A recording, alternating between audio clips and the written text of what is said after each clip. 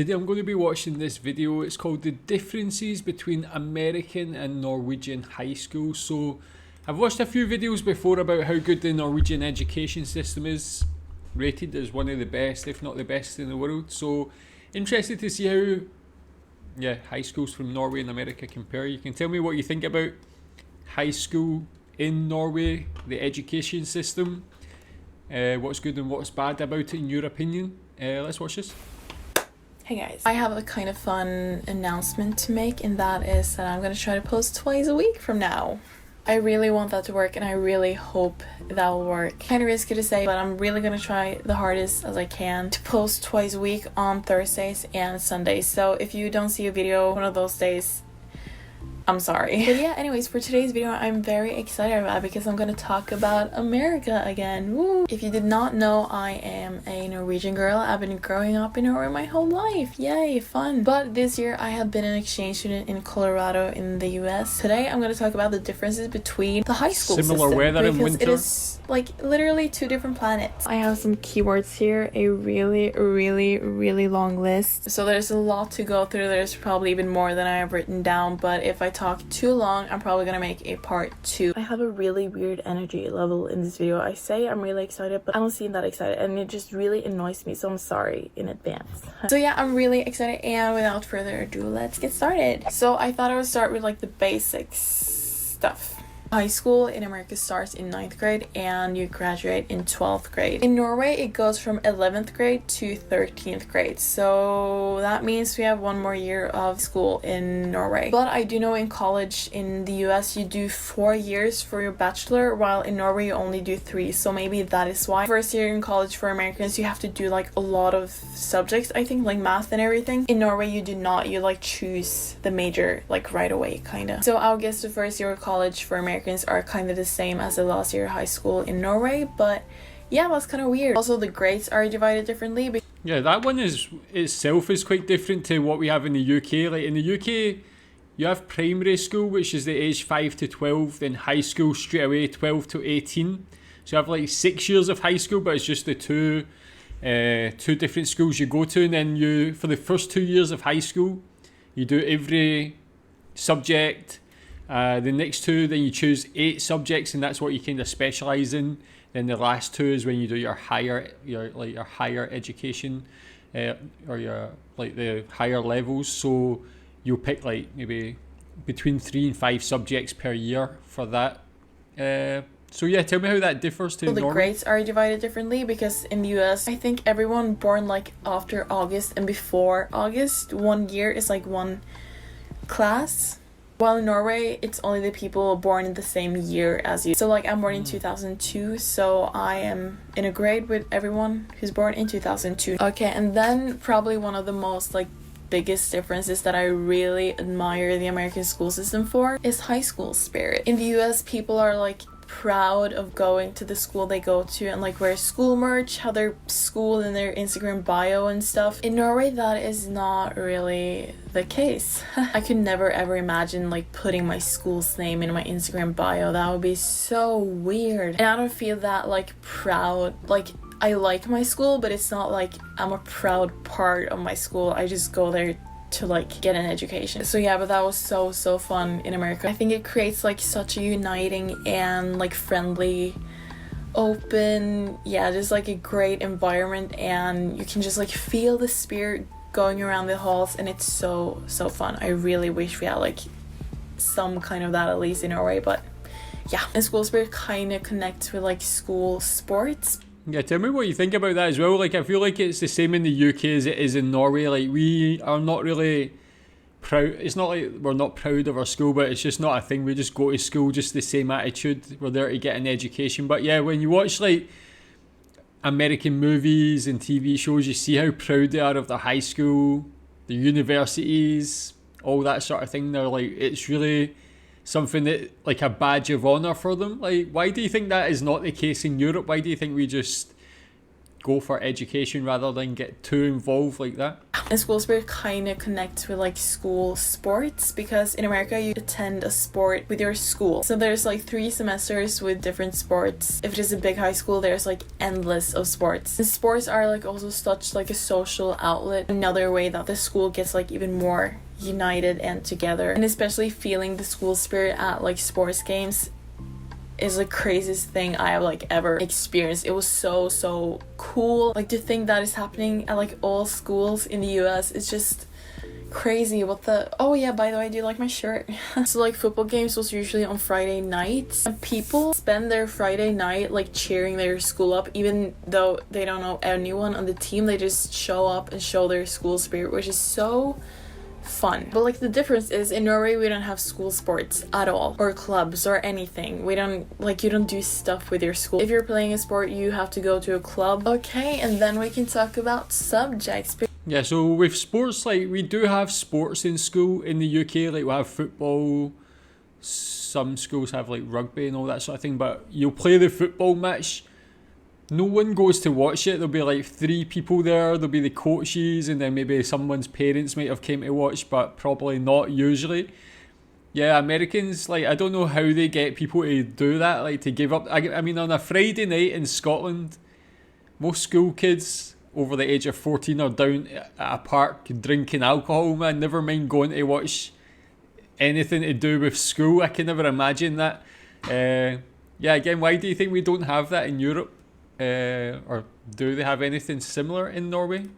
Because that thing is pretty complicated in Norway. So for high school in Norway, you use your 10th grade grades to apply for high schools. You have to compete for the spots. You are guaranteed a spot somewhere, but you're not guaranteed a spot on your like number 1 school. But you're not only choosing school, you're choosing like a path. So what I do is called general study knowledge, I guess you could translate it to. It sounds really weird. Then I'm basically like handed a lot of subjects that I have to take, and then I have a few electives, but it's not fun electives like Americans have. Like I can choose between like sociology, psychology, or biology, or chemistry and stuff. So my electives for next year is sociology and English and math. But there are a lot of paths you can choose to go in high school in Norway. So you can choose media. I really wanted to do that, but the only school I could apply that for I didn't really vibe with. I tried twice, but or you can do sports, designing, theater, dance, music, where basically you still are handed the same subjects that I have, but instead of having electives, they don't get electives, but they do like a lot of dance in like the classes where they should have had an elective, kind of. But there are still more paths you can choose that you cannot go to university after with. But then high school lasts for 4 years, and in those 4 years you have gotten the education you need to go straight to work after high school, basically. So if you want to be a hairdresser, electrician, chef, why can I not come up with more than that? Okay, well, basically like other practical things like that, you're basically ready to work right away, which is pretty cool. So if you know you want to work with that and don't go to university after high school, that is a pretty cool opportunity, so you don't have to do all those like boring required classes. In America, this is pretty different. You don't choose like paths. I don't think do you choose high school? You go to the high school you're like the closest to, I'm pretty sure, but I think like the basic structure of the high school is the same at all high schools. And during those 4 years of high school, you kind of make your own schedule. So you still get a lot of required classes you need to take to graduate. And then you can choose like when in high school to have them. I think you can have all of them like freshman and sophomore year if you want, and then only have like fun electives junior and senior year. But I got the impression that most people spread them out, I guess. But let's talk about electives, because that, oh my gosh, you're so lucky. Especially as an exchange student, I don't really have to take a lot of hard classes. I had social media marketing.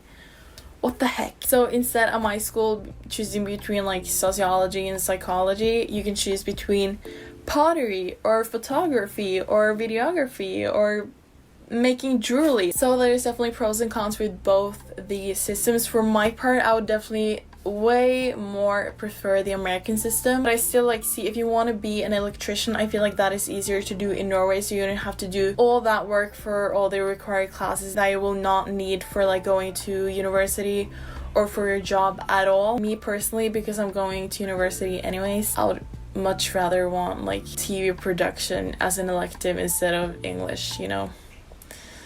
So, and then classes, because in America you don't get a class you have like a lot of subjects with. You choose a subject and then you have a class with that subject, and then you have a different class for each subject basically. In Norway you still kind of have the system you do in elementary and middle school, and you get a class you have most classes with because you have all those required classes.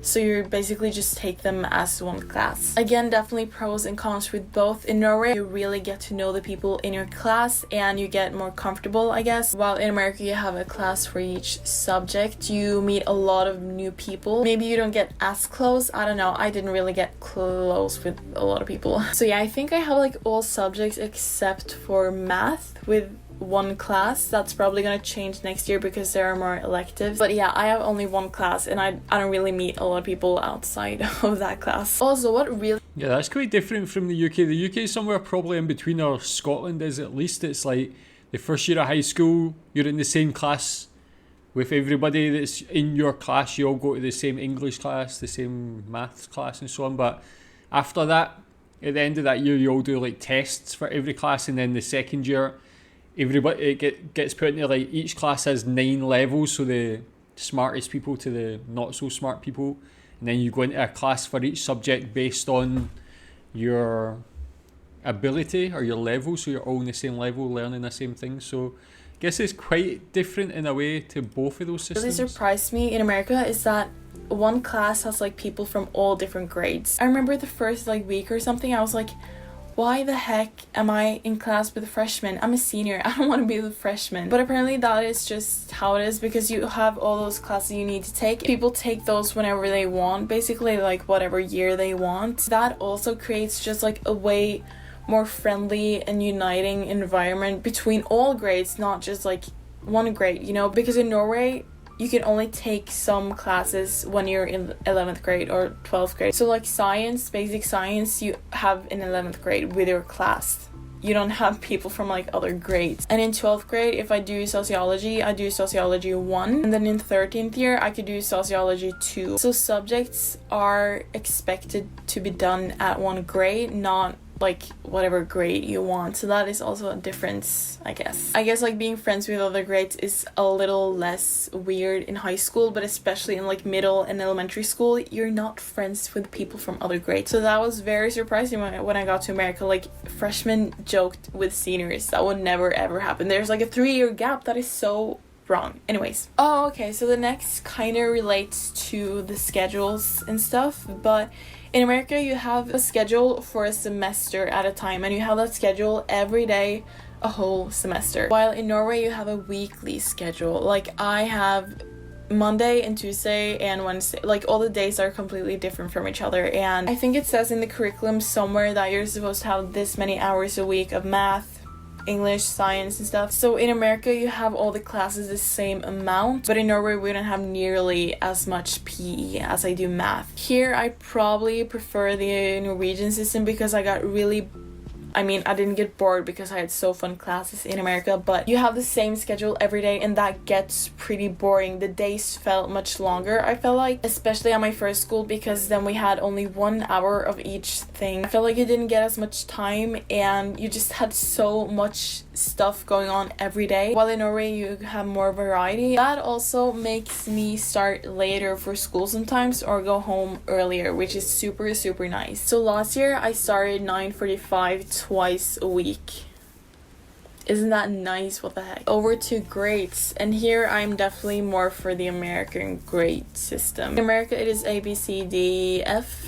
It is not an E, I think. In Norway, it is 6, 4, 5, 3, 2, fail. And A and 6 is the highest. And so in America, you get graded on everything. You get graded on notes, homework, quizzes. Yeah, we don't have quizzes in Norway. And tests, and projects, and assignments, and everything like that. And in Norway, you only get graded on the tests. And in math, only the final. Like everything you do all year basically doesn't matter. It's what you get on the final before summer that like kind of decide your grade. Yeah, that one is the same in the UK as well. Like it's only at the end of the year you get an exam and that's what matters really.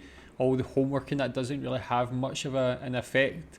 With the grading system it goes like 1 to, what is it again, like 8 to 1, and I think 1's the top you can get the best, or A, B, C, D, E, F as well, but A, yeah, is the best. Again, that's for the higher level. And then the hours of the day is like, every day is the same in the UK, 9 till 3:35, and you have 6 periods per day, 6 classes per day, and it's the same no matter what. I prefer the American grade system so much more when it comes to this because this puts so much pressure. I feel like every time there's like a huge test because you have to study so much, in depth, everything, and like all the other work you have done that year doesn't really matter, which I don't like at all. And also in Norway, the teachers kind of get a curriculum. The student has to show they know all that to like get a 6, the best grade. While in America, you just get points based on your teacher's approval, I guess. Like getting an A in America was so much easier than getting a 6 in Norway. Like getting a 6 in Norwegian or science or German for me is just like unachievable. I can't do it, it's too much. So yeah, not only do you have way more chances of getting your grades up in America, but I just also feel like it's overall more easy, I guess. I still have a lot of stuff to go through, but I've been talking for so long, I'm getting so tired. But I'm gonna talk about one last thing, and that is graduation, because this is so